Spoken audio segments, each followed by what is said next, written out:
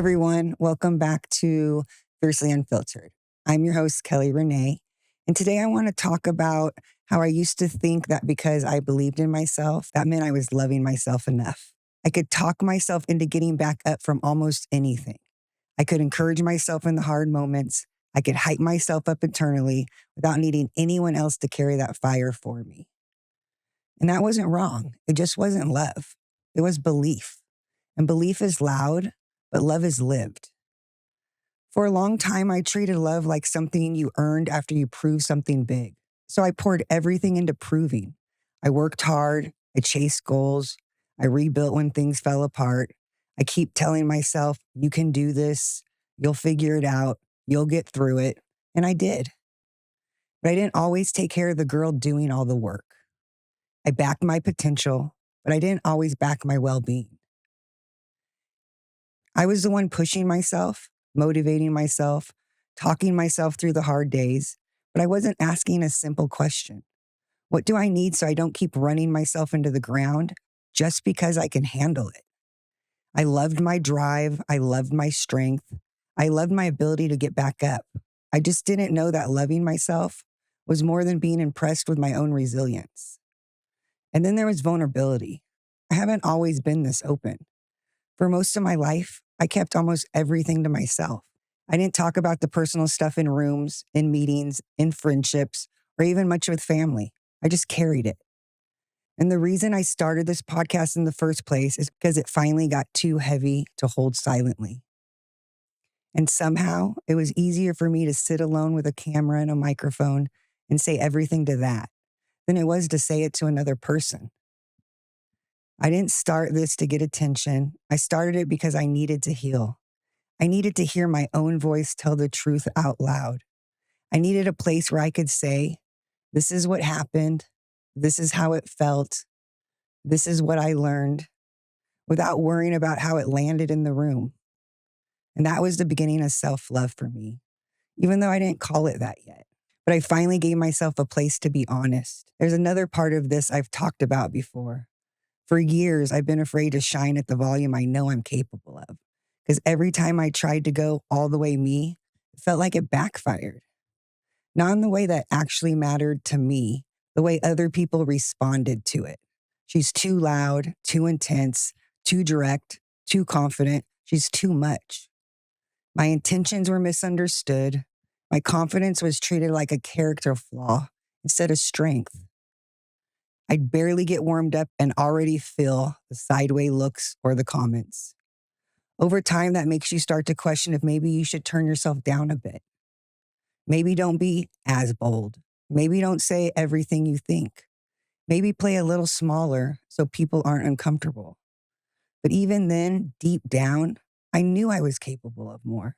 I knew there was a bigger version of me that I still wasn't letting fully show up.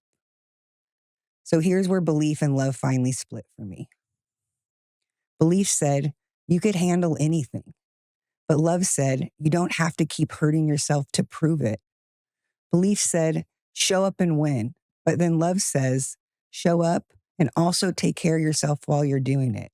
Because belief pushed, but love protected. Self-love didn't mean I stopped wanting to win in life. I still walk into things expecting my best. I still train, work, learn, and prepare like I'm aiming for that win. But I don't rehearse disappointment ahead of time anymore. I don't plan for failure just to protect my feelings. If I lose, if I get hurt, if something doesn't go the way I hoped, I'll handle that when it happens, not before. That's a huge part of self-love for me now. I don't emotionally break my own heart in advance. I used to think self-love was just being my own biggest fan. And in some ways, I've always have been. I've always had my own back when it comes to getting up and trying again. But being your biggest fan is not the same as taking care of yourself. Self-love shows up in ways I live in my regular days now, not just in the big milestones. It looks like keeping the promises I make to myself, even when no one else knows about them. Saying, I'm going to do this, and then actually doing it. Fueling my body because I respect it, not because I care how I look. Letting myself rest without calling myself lazy. saying no to situations and people that drain me, not dimming my personality to make other people more comfortable, and letting one of a kind and you're different registers as compliments now, not backhanded comments. People used to say things like, she's a lot, or she thinks she's special, or you're one of one, in a tone that just wasn't kind.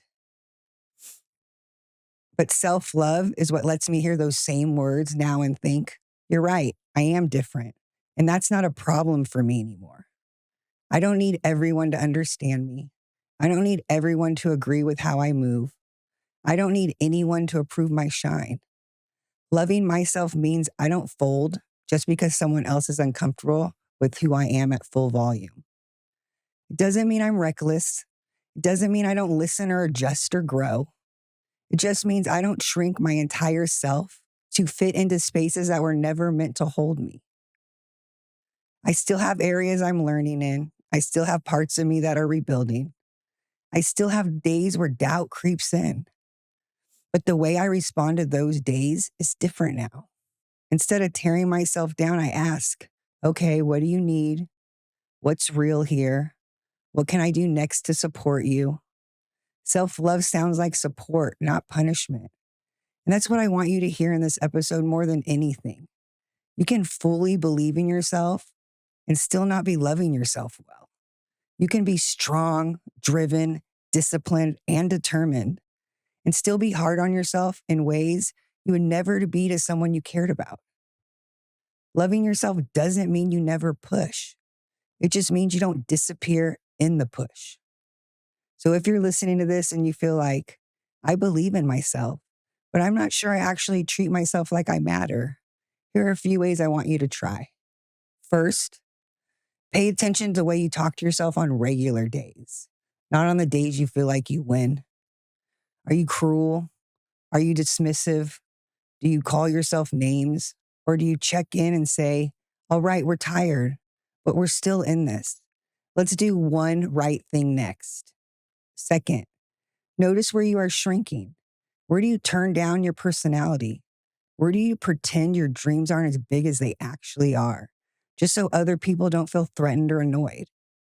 Self-love will ask you to stop doing that. Not by screaming, I don't care what anyone thinks, just to sound tough, but by quietly deciding, I care more about being honest with myself than being easy for someone else. Third, stop rehearsing the worst case scenario every time you want something. You don't need to beat yourself to the punch. Life will hand you enough hard times on its own. Save your energy for showing up. Because here's what I know about me now, and maybe this will land for you too. I trust myself as much as I show up for myself. Not perfectly, not without fear, but consistently. And consistency is what rebuilt my definition of love. I used to think self-love was a feeling. Now I know it's a decision, backed by action that I repeat when no one is watching, when no one is clapping, and when no one is handing me anything. That's where it lies. So when I say I'm learning to love myself, this is what I mean. I'm not just cheering for the woman on stage, or the woman in the big moments, or the one telling the story into the microphone. I'm loving the woman who wakes up the next morning and has to live it again. That's the one I refuse to abandon now. And if it is to be, why not you too? Because you are allowed to want more for your life. You are allowed to go all in on yourself. You're allowed to shine at full volume. Just make sure while you are doing all that, you don't forget to love the one doing the work. That's self-love. And that's what this chapter of my life is about. On the next episode, we'll talk about self-respect, what it looks like to actually protect this version of you once you start loving her. Belief says, I can do it. Love says, I won't leave myself while I do. That's where I am now. And if you're not there yet, you're not behind. You're just right on time to start. Until next time.